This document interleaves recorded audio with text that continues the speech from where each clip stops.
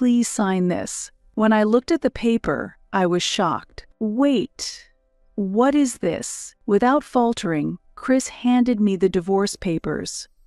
"It's clear if you look at this paper, isn't it? I want a divorce. Why all of a sudden?" "It's not sudden. I've been thinking about this for a long time.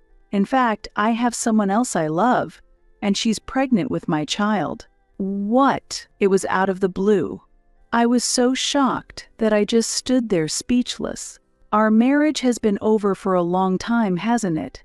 Indeed, things hadn't been going well between us recently, but to have an affair and a child.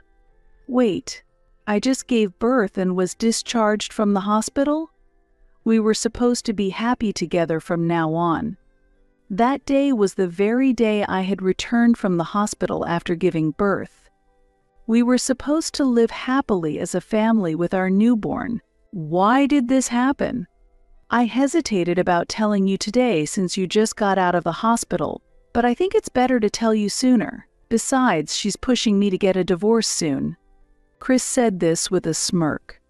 His eyes were no longer looking towards a future with our family. I was shocked at his betrayal and burst into tears. I thought, what should I do? But he unilaterally notified me of the divorce, and we separated. 5 years have passed since then. One day, at a big shopping mall, I ran into the worst person I knew, my ex. He said, "Oh, Diana, isn't it? It's been a while." I heard the voice of my ex-husband. He was the number one person I did not want to encounter. I gasped in surprise. "What's with that reaction?" "You've aged, haven't you? By the way, how have you been since the divorce? It must have been tough being a single mother." He started talking as if he were a stranger. His words were shockingly insensitive. "You abandoned us, didn't you?" While suppressing the anger welling up inside me, I retorted sarcastically. "I had the support of my family, so there was no problem at all without you. Why are you pretending to be strong? Your father, that small-town doctor, right? You couldn't have relied on such parents," Chris laughed. And while I remained silent, he began to boast about his own recent circumstances. "I got married to a female doctor afterward. She's incomparably better than a part-timer like you. My wife is competent, and she's 10 years younger than me. I live a rich and stable life. Jealous? Sorry, I'm the only one happy here." Chris spoke with an oppressive attitude, bursting into a large and rude laugh. "Oh, which hospital does your wife work at? Interested? Richardson Hospital. It's a famous medical center that just opened recently. You worked at a hospital too, right? You must have heard the name.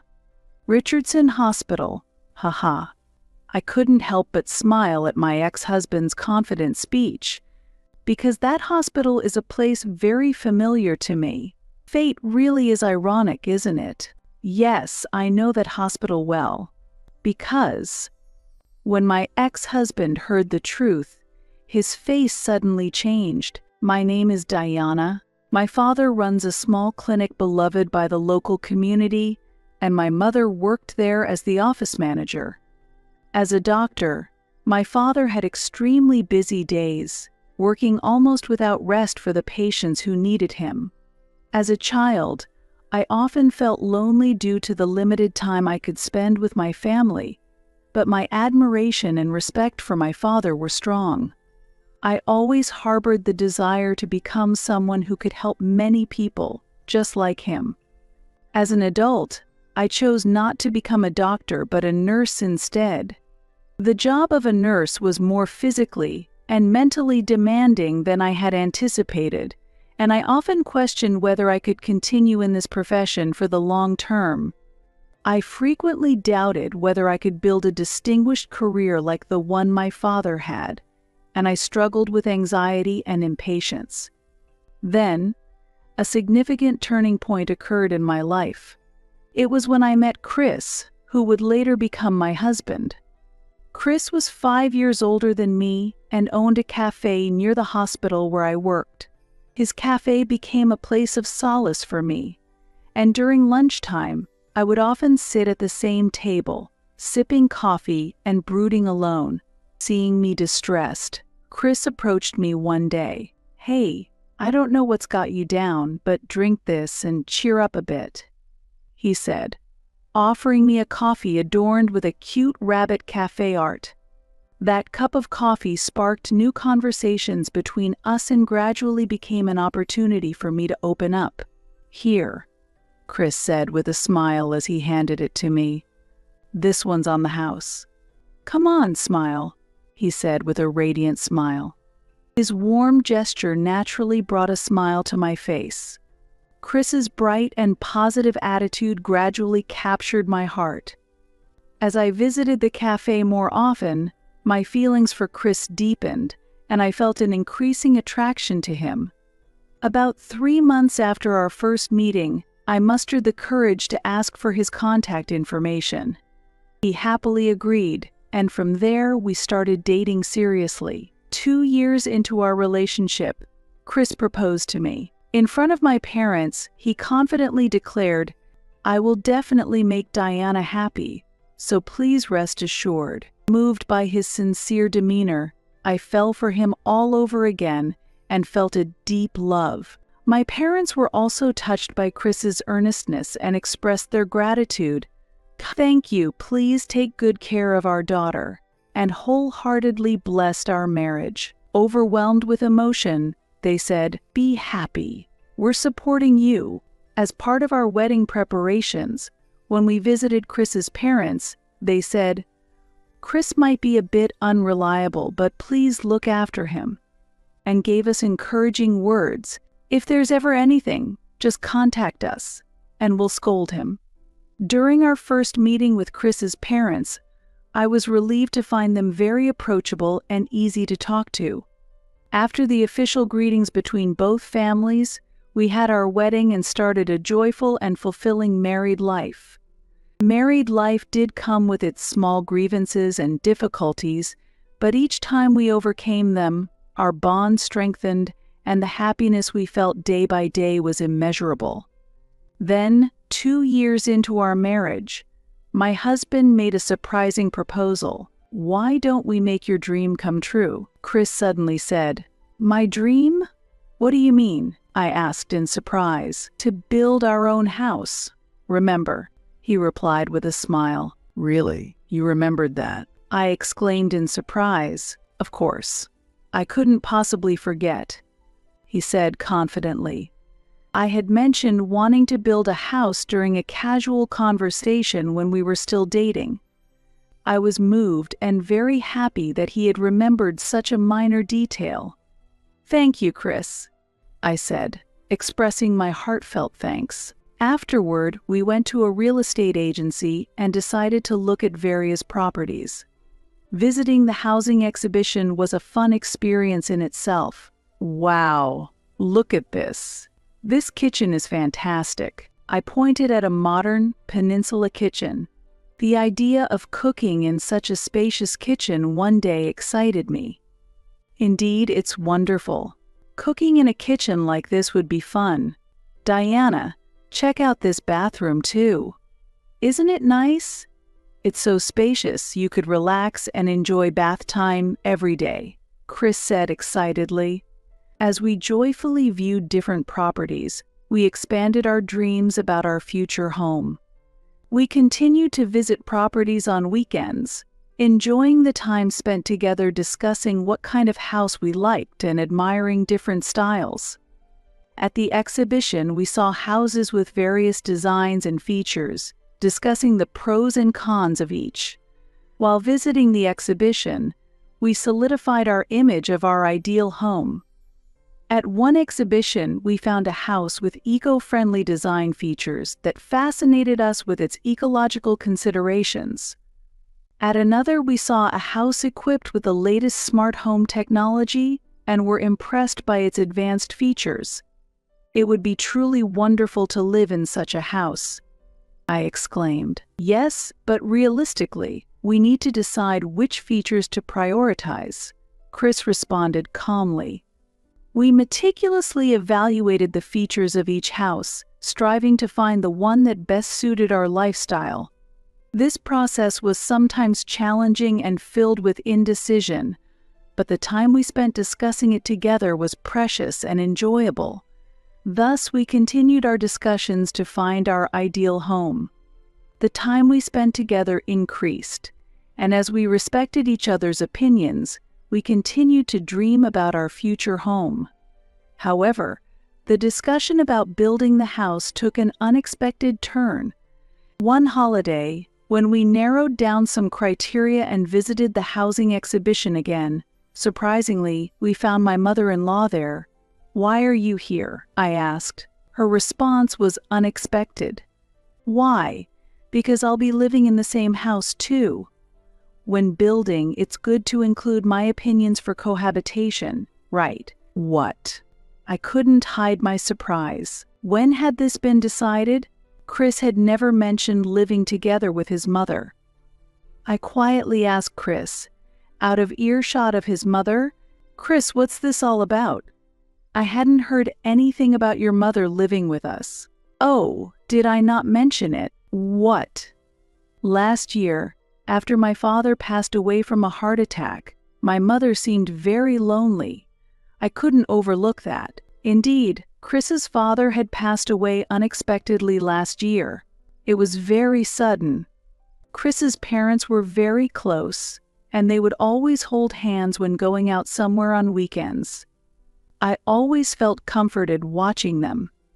After Chris's father passed away, his mother was devastated, and we were worried, but we never thought she was actually considering living with us. I understand your feelings, but about that, I didn't have a good impression of living together and was worried whether it would work out. However, I couldn't just abandon her.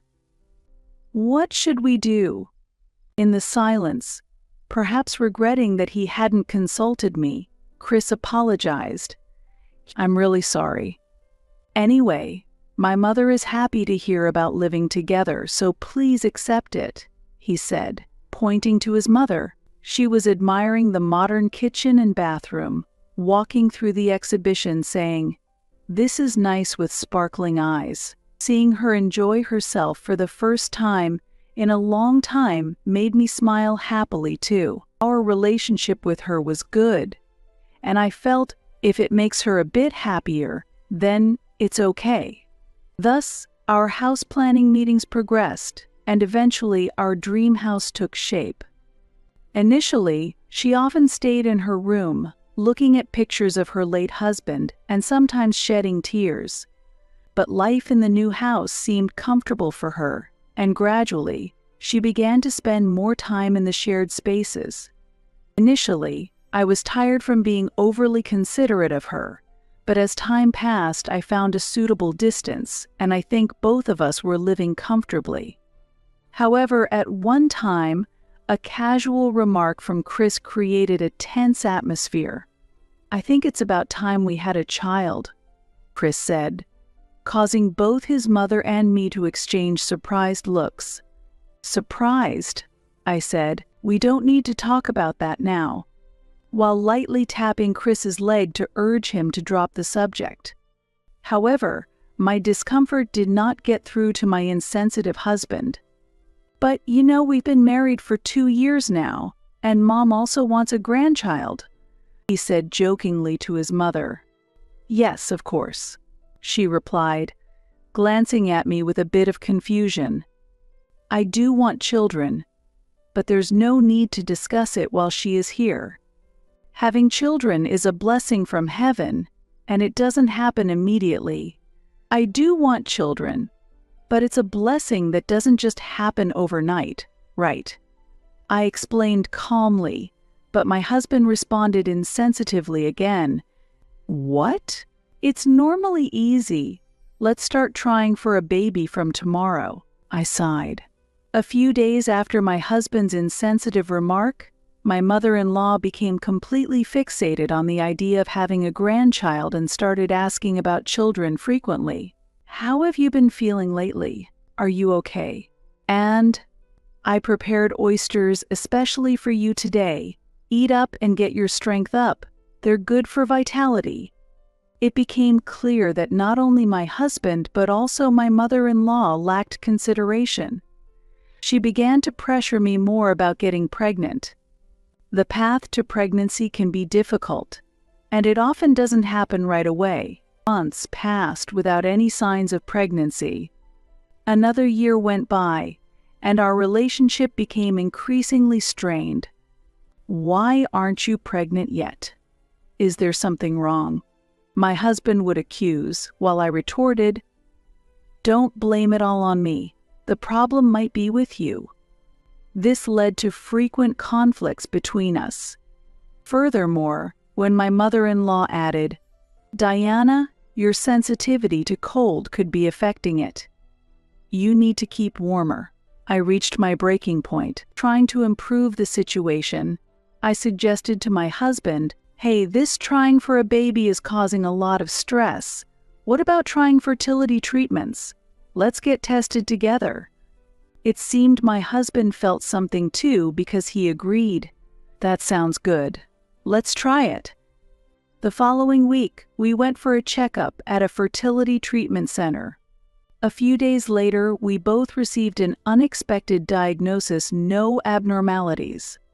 Next, we decided to check my ovulation days and try at the appropriate times.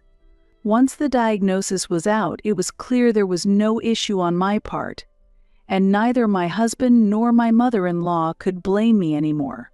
I felt relieved to have gotten tested.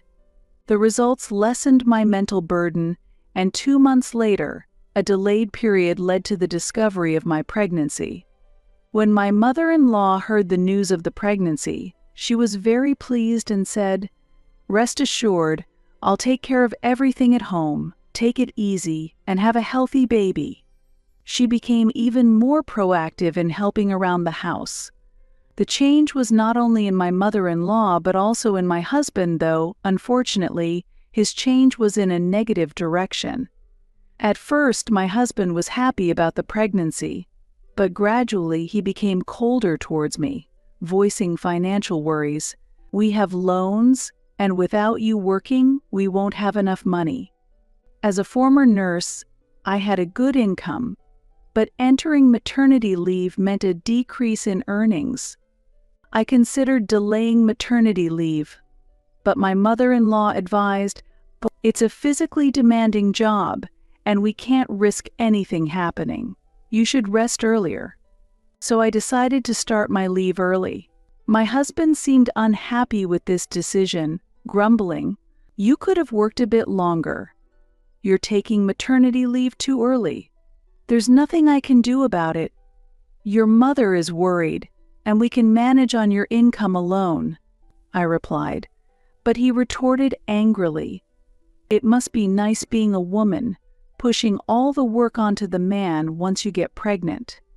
When morning sickness began, he would complain as I rushed to the bathroom, feeling sick again. It's really troublesome. It seemed that, for him, achieving the goal of pregnancy was enough, and he had little interest in what came after. The mental pressure in this situation was immense, and I often spent my days crying after he went to work. Seeing my distress, my mother-in-law kindly suggested, "Why don't you go back to your parents' house until you feel a bit calmer? Sometimes taking some distance can help improve things." She shared that during her own pregnancy, hormonal changes often led to conflicts with her husband, and she found relief and a peaceful environment for childbirth by temporarily returning to her parents' home. Hearing this, I felt it might be wise to take some distance too. 4 months into the pregnancy, I decided to go back to my parents' home following my mother-in-law's advice. With the distance from my husband and active support from my parents, I was able to spend my maternity life peacefully. Having my father, who was a doctor, nearby also brought me a great sense of relief. Meanwhile, while I was at my parents' house, my husband seemed to relish his freedom, staying out late and sometimes not returning home at all, as I learned from my mother-in-law. He never came to see me while I was at my parents' house, and we barely communicated. Feeling anger towards him was a natural response. The slight disagreements that had started before I left gradually escalated. As I approached full term, I asked my husband if he would be present at the birth. However, he quickly declined. "What? No way I can attend. I can't stand the sight of blood." His response left me feeling more disappointed than angry. When labor began, my parents took me to the hospital, and I was fortunate to give birth to a beautiful baby girl safely. A week later, both me and my child were healthy enough to be discharged, and from that day, I decided to return to the home where my mother-in-law and husband were. The house, which I had been away from for a long time, emitted a subtly different atmosphere than before. Thank you so much for taking care of the house for so long. Welcome back, and congratulations on your delivery. From now on, I'll take care of all the household chores, so you just rest," my mother-in-law said with a slightly sad expression. While I felt truly grateful for her words, I was a bit perplexed by her unusual demeanor. With these feelings, I sat on the living room sofa, holding my daughter. That night, even as the clock struck 10 p.m., there was no sign of my husband's return. Thinking of my child, I sincerely hoped for an improvement in our relationship, although it seemed my husband had no such intentions. "I'm going to bed now. It seems like Chris will be late again tonight because of work. You've just been discharged and must be tired, right? You should rest early too," my mother-in-law said. Her voice carried a profound loneliness, and then she weakly retreated to her room. Shortly after midnight, it sounded like my husband finally came home, as I heard the front door quietly open. "I'm home," he muttered tiredly, and quickly headed upstairs to the bedroom. "Welcome back. You're late today. Our daughter is already asleep, so please be quiet," I said to my husband. He glanced at me and replied grumpily, "Coming home after a long time and already nagging, huh? There's nothing I can do about it, I've just put her to sleep," I responded, and he, looking even more displeased, said, "Well, whatever. I have something to tell you." Following that, he rummaged through his bag and eventually pulled out a piece of paper, handing it to me. "Sign this." I was shocked when I saw the paper. "Wait, what is this?" Unfazed, my husband handed me a divorce petition. "It's clear if you look at this paper, isn't it? I want a divorce. Why all of a sudden?" "It's not sudden. I've been thinking about this for a long time. In fact, I have someone else I love, and she's pregnant with my child." "What?" It was out of the blue. I was so shocked that I just stood there speechless. Our marriage has been over for a long time, hasn't it? Indeed, things hadn't been going well between us recently, but to have an affair and a child— Wait, I just gave birth and was discharged from the hospital? We were supposed to be happy together from now on. That day was the very day I had returned from the hospital after giving birth. We were supposed to live happily as a family with our newborn. Why did this happen? I hesitated about telling you today since you just got out of the hospital, but I think it's better to tell you sooner. Besides, she's pushing me to get a divorce soon," he said with a smirk. His eyes were no longer looking towards a future with our family. Tears spilled over due to my husband's betrayal. "What about your mother? How will you explain it to her?" "Oh, my mom? She agrees with the divorce and thinks my new girlfriend is better," he said. "What?" I swallowed a big lump in my throat. "I see. That's what it was. That explains the strange behavior of my mother-in-law. So please leave the house. I own this house. Preferably go back to your parents' house by tomorrow. I've already told Mom you'll be leaving tomorrow." "What about your daughter? She's your flesh and blood too, isn't she?" "Right, the child. But I already have another child now, so I'll leave her upbringing to you. We'll talk about child support and property division later. Is that all for now? I'm busy," he finished. With that, my husband began to stuff my belongings into trash bags and left them by the front door. It seemed he was in a hurry to kick me out, and so the divorce proceeded unilaterally. A few days later, I negotiated the division of assets and child support through a lawyer. It all totaled up to $80,000, but my husband didn't seem particularly perturbed. "That amount is fine.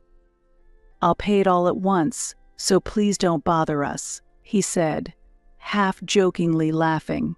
I was surprised that he could afford to pay in one lump sum.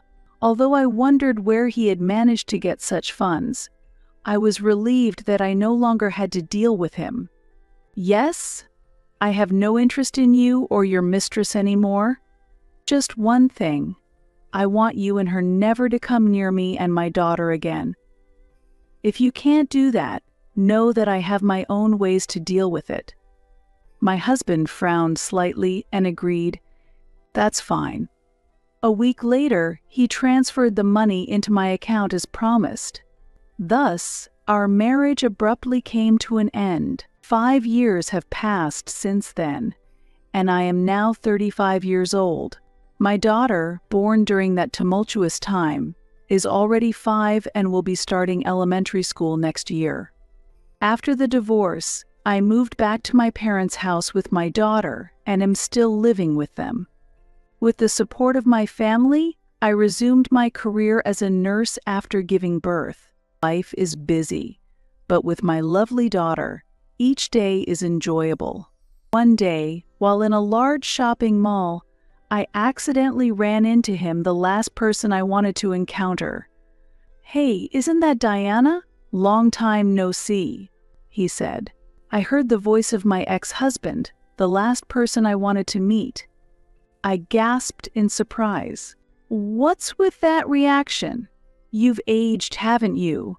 By the way, how have you been since the divorce? It must have been tough being a single mother." He started talking as if he were a stranger. His words were shockingly insensitive. "You abandoned us, didn't you?" While suppressing the anger welling up inside me, I retorted sarcastically, "Thanks to my family's support, there was no problem at all without you." "What are you pretending for?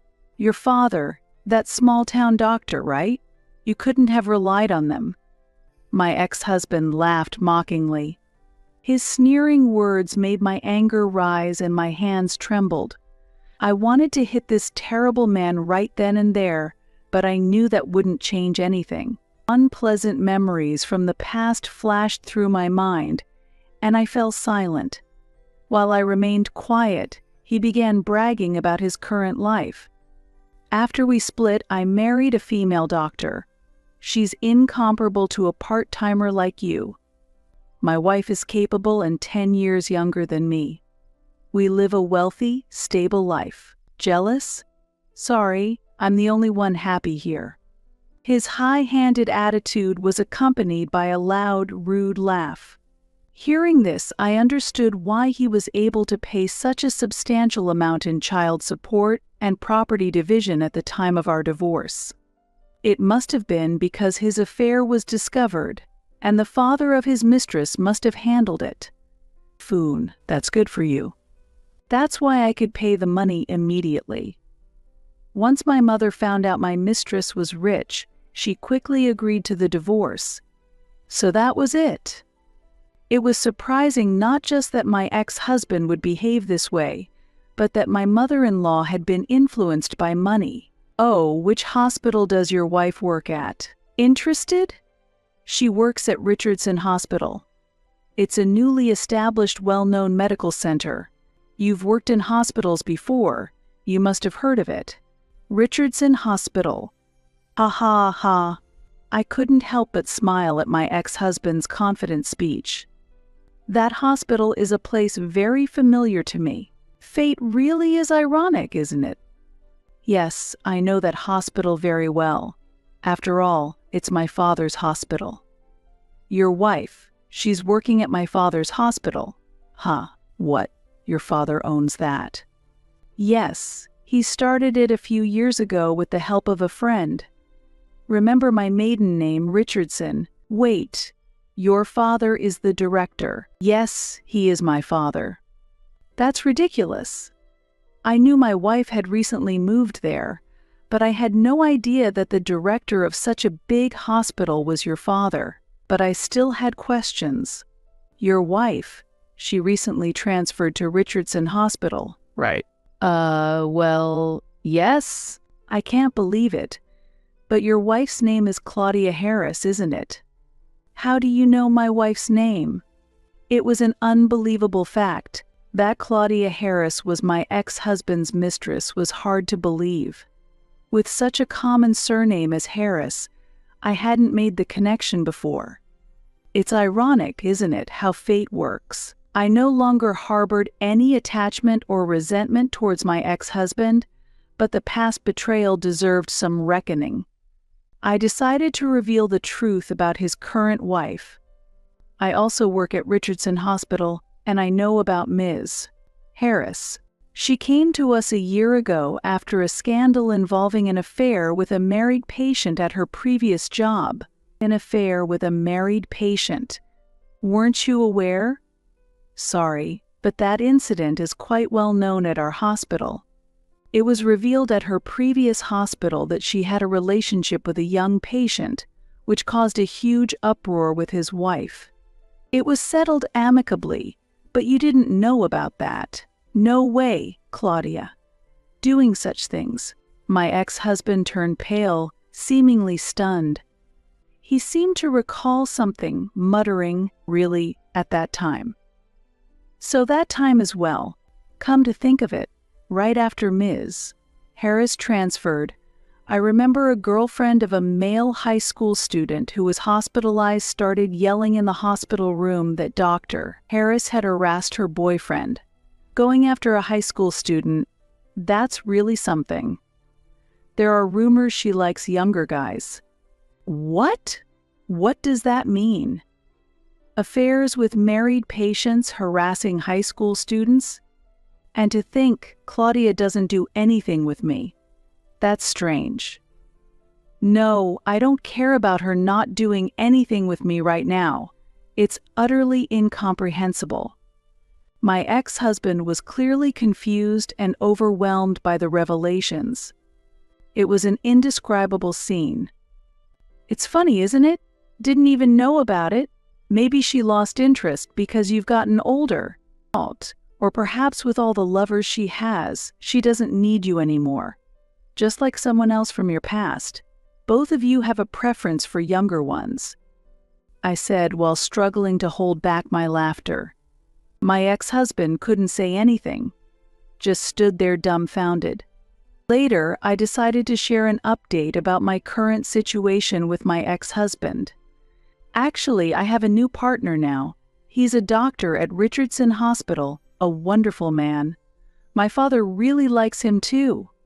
My daughter is almost old enough to start school and she's absolutely adorable. He treats her very well, and we are filled with happiness every day. Sorry for being so happy, I told him.